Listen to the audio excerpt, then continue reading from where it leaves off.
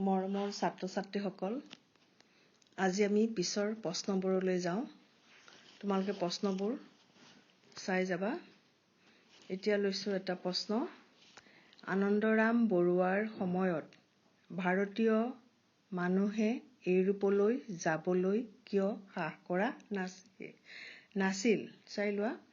আনন্দৰাম বৰুৱাৰ সময়ত ভাৰতীয় মানুহে ইউৰোপলৈ যাবলৈ কিয় সাহ কৰা নাছিল? উত্তৰটো লিখি ল'বা। বৰ্তমান সময়ত ভাৰতৰ পৰা বহুত মানুহ বিলাতলৈ যায়। আনন্দৰাম বৰুৱাৰ সময়ত ভাৰতৰ পৰা নিচেই কম মানুহে ইউৰোপলৈ যাবলৈ সক্ষম হৈছিল। ইয়াৰ প্ৰধান কাৰণো আছিল 4টা। প্ৰথম কাৰণ হ'ল ভাৰতৰ পৰা বিলাত বা ইউৰোপলৈ যোৱাৰ পথ আছিল দুৰ্গম। এই দুৰ্গম পথেৰে মহাসাগৰ পাৰ হৈ সুদূৰ বিলাতলৈ যাবলৈ সকলোৱে ভয় কৰিছিল। দ্বিতীয় কাৰণটো হ'ল বিলাতলৈ গ'লে মানুহৰ জাতি ধৰ্ম ভ্ৰষ্ট হোৱাৰ ভয় বেছি আছিল। তৃতীয়তে, নিজ পিতৃ-মাতৃ, জ্ঞাতি-কুতুম আৰু সমাজৰ পৰা আঁতৰি থকাটো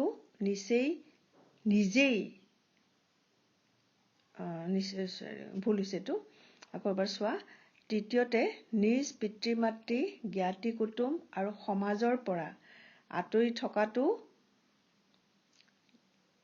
কম মানুহৰ ক্ষেত্ৰতহে সম্ভৱ আছিল। আটাইতকৈ গুৰুত্বপূৰ্ণ দিশ আছিল মানসিক শক্তি বা সাহস। জ্ঞান বা বিদ্যাৰ পৰিসৰ অসীম। তাক লাভ কৰিবলৈ অশেষ পৰিশ্ৰম কৰিবলগীয়া হয়, যাৰ কাৰণে নিচেই কম সংখ্যক লোকেহে ইউৰোপলৈ যাবলৈ সাহস কৰিছিল। নিশ্চয় বুজি পাইছা প্ৰশ্নটোৰ উত্তৰ। পিছৰ প্ৰশ্নলৈ আহোঁ। তোমালোকক মই মূল কিছুমান প্ৰশ্ন বাছি লৈছো, যাতে তোমালোকে গোটেই লেচনটো যি প্ৰশ্ন আহে যিকোনো প্ৰশ্ন তোমালোকে উত্তৰ কৰিব পাৰিবা। এতিয়া চোৱা, প্ৰশ্ন লিখি লোৱা। একাগ্ৰতা গুণে আনন্দৰাম বৰুৱাক কেনেধৰণে সহায় কৰিছিল? একাগ্ৰতা গুণে আনন্দৰাম বৰুৱাক কেনেধৰণে সহায় কৰিছিল? মই দুবাৰ কৈছো যাতে তোমালোকে ভালকে বুজি পাবা।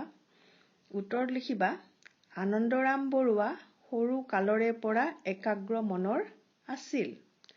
ল'ৰা কালতে ভাওনা আদি উৎসৱত যোগ দিওঁতে নিজৰ এক মনাৰ পৰিচয় দিছিল।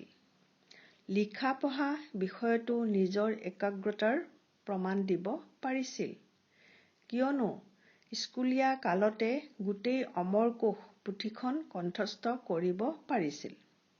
মনত কুভাৱ কুচিন্তাক ঠাই দিয়া হলে এনেদৰে মন পুতি পাঠ আয়ত্ত কৰিব নোৱাৰিলেহেঁতেন। তেওঁৰ একাগ্ৰতাৰ বাবেই সকলো বিষয়তে সমানে দক্ষতা দেখুৱাব পাৰিছিল। এই গুণে তেওঁক অসাধাৰণ জ্ঞানী আৰু কৰ্মী কৰি তুলিছিল। একাগ্ৰতাৰ গুণতে তেওঁ সাহস আৰু শক্তি লাভ কৰিব পাৰিছিল। কৰ্মত এনে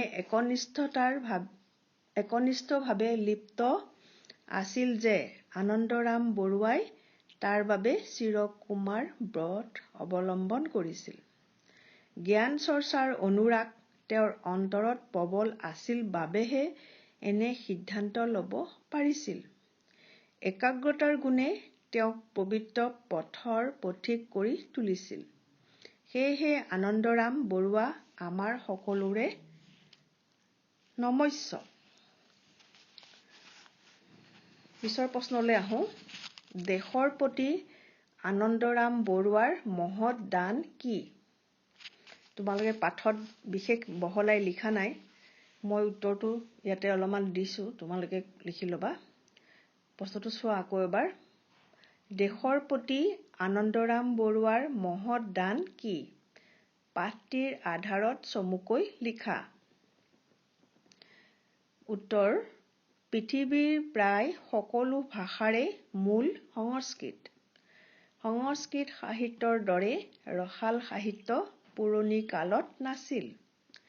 আনন্দৰাম বৰুৱাই অধ্যয়ন কৰা সময়ত পৃথিৱীৰ ইমূৰৰ পৰা সিমূৰলৈ মাথোন সংস্কৃত ভাষা বিয়পি আছিল। আনহাতে আনন্দৰাম বৰুৱাৰ দেউতাকে পোনতে সন্তানসকলক সংস্কৃত ভাষাৰ জ্ঞান দিবলৈ দুজনকৈ সংস্কৃত পণ্ডিত ঘৰতে নিয়োগ কৰিছিল। এই শিক্ষাই আনন্দৰাম বৰুৱাৰ ছাত্ৰ জীৱনৰ ওপৰত যথেষ্ট প্ৰভাৱ পেলাইছিল। অমৰকোষ গ্ৰন্থখন নিচেই কম বয়সতে মুখস্থ কৰি তীক্ষ্ণ স্মৃতিশক্তিৰ পৰিচয় দিছিল। পিছলৈ সংস্কৃত ভাষাৰ উন্নতি সাধনৰ বাবে তেওঁ নিজৰ জীৱনকে আত্মোৎসৰ্গ কৰিছিল। অংকশাস্ত্ৰৰ এজন মেধাৱী ছাত্ৰ হৈও বুৰঞ্জী আৰু সংস্কৃতত এজন নামজ্বলা ছাত্ৰৰ পৰিচয় দিছিল। ইংৰাজী সংস্কৃত অভিধান, উচ্চ সংস্কৃত ব্যাকৰণ, ভৱভূতিৰ মহাবীৰ চৰিত আৰু সংস্কৃত ভাষাৰ বৃহৎ ব্যাকৰণকে আদি কৰি প্ৰায় ১ ডজন গ্ৰন্থ ৰচনা কৰাই নহয়, নিজে ছপাশাল পাতি প্ৰকাশ কৰি উলিয়াইছিল। আনন্দৰাম বৰুৱাই আজীৱন সংস্কৃতৰ সকলো দিশ তন্ন-তন্নকৈ বিচাৰ কৰি ভাষাটোক সহজ কৰি তুলিবলৈ যত্ন কৰিছিল। অতি কম বয়সতে অতিপাত পৰিশ্ৰমেৰে দেশবাসীক অমৰ সংস্কৃত গ্ৰন্থসমূহ আনন্দৰাম বৰুৱাই দান দি গ'ল। তেওঁ বেছিদিন জীয়াই থকা হলে আৰু বহুত বেছি সাহিত্য দেশবাসীয়ে লাভ কৰিলেহেঁতেন।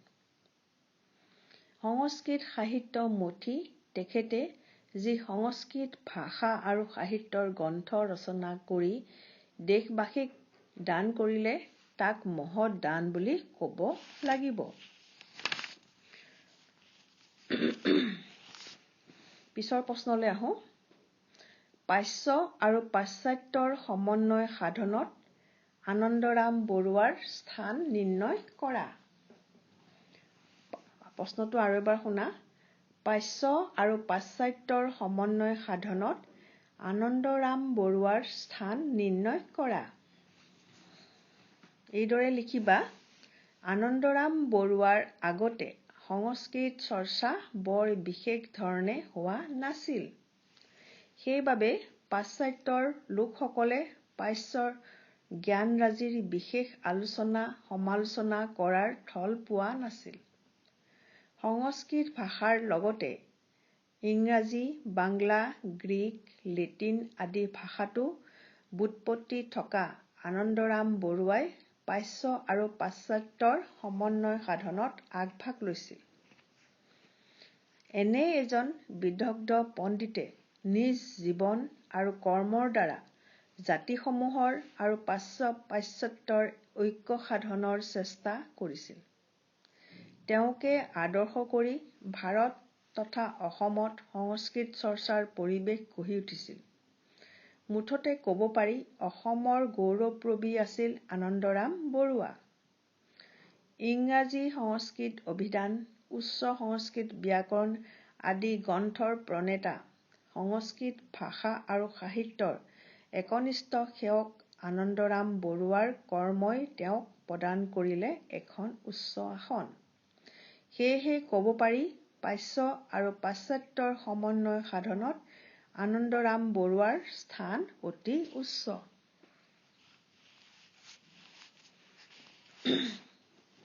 বুজি পাইছা নিশ্চয় কথাখিনি ভালকৈ। পিছলৈ আহোঁ।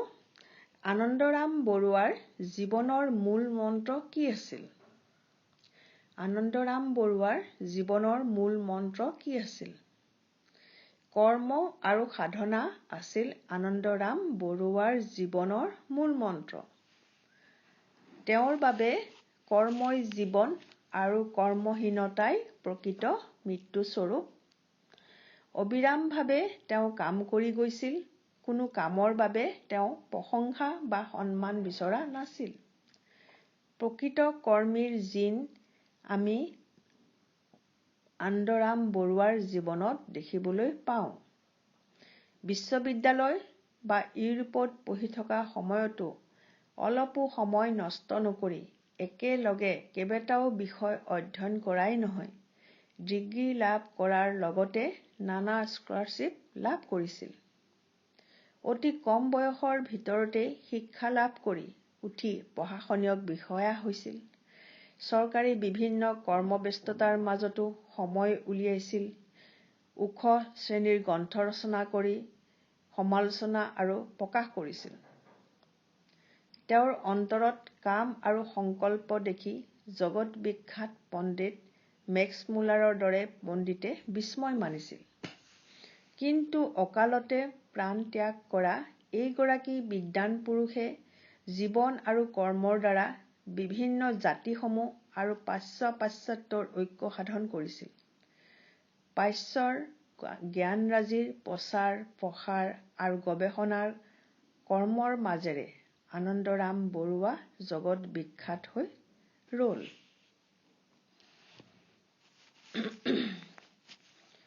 পিছৰ প্ৰশ্নলৈ আহোঁ।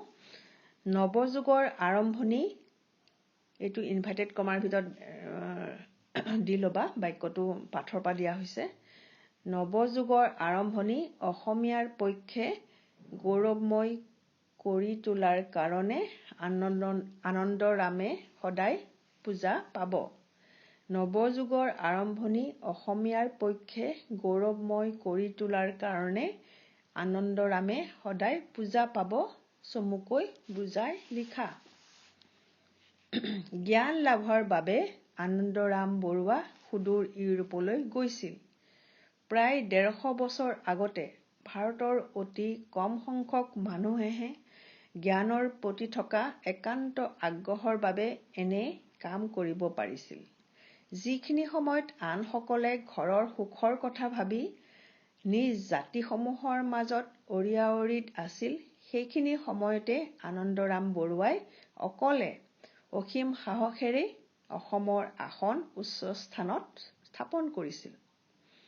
অসম আৰু অসমীয়াৰ গৌৰৱৰ ধ্বজা উৰুৱাই জ্ঞানৰ কেন্দ্ৰবিন্দু হৈ পৰিছিল।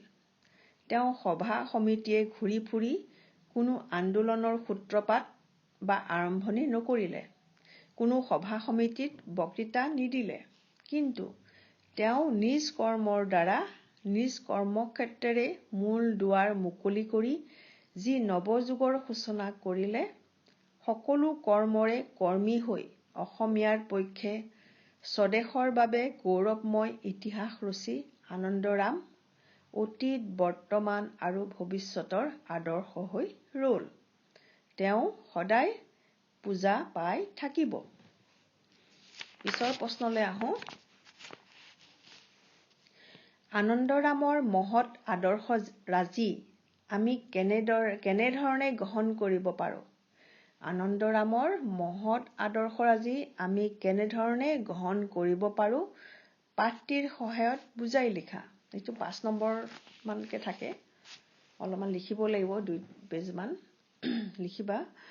আনন্দৰাম বৰুৱা আছিল বিশাল ব্যক্তিত্বৰ অধিকাৰী।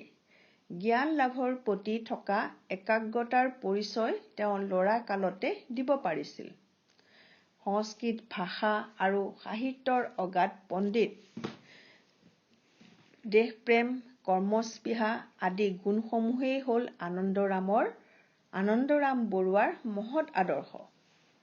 এই মহৎ আদৰ্শসমূহ আমি গ্ৰহণ কৰিব পাৰোঁ। একাগ্ৰতাৰ গুণতেই আনন্দৰাম বৰুৱা হ'ব পাৰিছিল সাধাৰণ জ্ঞানী আৰু অসাধাৰণ কৰ্মী। একাগ্ৰতা থাকিলে যিকোনো কঠিন কাম অতি সহজে কৰিব পাৰি। তেখেতৰ পৰাই আমি এই কথাৰ প্ৰমাণ পাওঁ। একাগ্ৰতাই মানুহক কৰ্মী কৰি তোলে, কৰ্মই সাহস আৰু শক্তি দান কৰে। এই সাহসে আনন্দৰাম বৰুৱাক সুদূৰ ইউৰোপলৈ জ্ঞান লাভৰ বাবে লৈ যাব পাৰিছিল। জ্ঞানৰ স্পৃহা আছিল আনন্দৰাম বৰুৱাৰ মনৰ বল। অতুল সাহস আৰু মনৰ বলে তেওঁক সকলোতে সিদ্ধি লাভ কৰাত সহায় কৰিছিল। আনন্দৰাম বৰুৱাৰ জীৱনৰ মূল মন্ত্ৰ আছিল কৰ্ম আৰু সাধনা। কৰ্মহীন জীৱন মৃত্যুতুল্য। সাধনাত সংকল্প জড়িত হৈ থাকে। সংকল্পবিহীনভাৱে মানুহে একো কাম কৰিব নোৱাৰে। সংস্কৃত ভাষা আৰু সাহিত্যৰ বিভিন্ন গ্ৰন্থ অধ্যয়ন তেওঁৰ জীৱনৰ ব্ৰত আছিল। নিজেও উচ্চ স্তৰৰ গ্ৰন্থ প্ৰকাশ কৰি সকলোকে চমকিত কৰি তুলিছিল। তেওঁৰ জীৱন আৰু কৰ্মৰ সংকল্পই বিভিন্ন জাতি আৰু পাশ্চাত্যৰ ঐক্য সাধনত সহায় কৰিছিল। ইয়াৰ পৰা আমি ইয়াকেই বুজিলোঁ যে যি কৰ্মস্পৃহা আৰু সংকল্পই সমাজ, দেশ, ৰাষ্ট্ৰৰ উপকাৰ সাধে, তেনে সংকল্প আমাৰ জীৱনৰ কাম্য হোৱা উচিত। আনন্দৰাম বৰুৱাই নিজৰ দেশ আৰু দেশৰ মানুহক ভাল পাইছিল, সন্মান কৰিছিল। তেওঁ বংগ বা বিলাত য'তেই নাথাকক আত্মীয় স্বজনলৈ চিঠি পত্ৰৰে যোগাযোগ ৰাখিছিল। জন্মভূমি কামৰূপ আৰু প্ৰাগজ্যোতিষপুৰ নাম তেখেতে নিজ গ্ৰন্থত উল্লেখ কৰি গৈছে। পিতৃ-মাতৃৰ আৰু ভাতৃৰ প্ৰতিও সদায় মনত সদ্ভাৱ আছিল। স্বদেশ আৰু স্বজাতিৰ প্ৰতি থকা স্নেহে তেখেতৰ মানৱীয় গুণৰ প্ৰকাশ কৰিছে। আনন্দৰাম বৰুৱা ভাৰতীয় প্ৰশাসনিক বিষয়া হৈও অহংকাৰী নাছিল। নম্ৰতা আছিল তেওঁৰ সহজাত প্ৰবৃত্তি। এই গুণটোৰ বাবে তেওঁ সৰুকালৰ পৰা দেশ-বিদেশৰ বন্ধু-বান্ধৱ আৰু শিক্ষাগুৰুসকলৰ প্ৰিয়পাত্ৰ হ'ব পাৰিছিল। আনন্দৰাম বৰুৱাৰ এই গুণসমূহ আমি সকলোৱে আয়ত্ত কৰা অতি প্ৰয়োজন।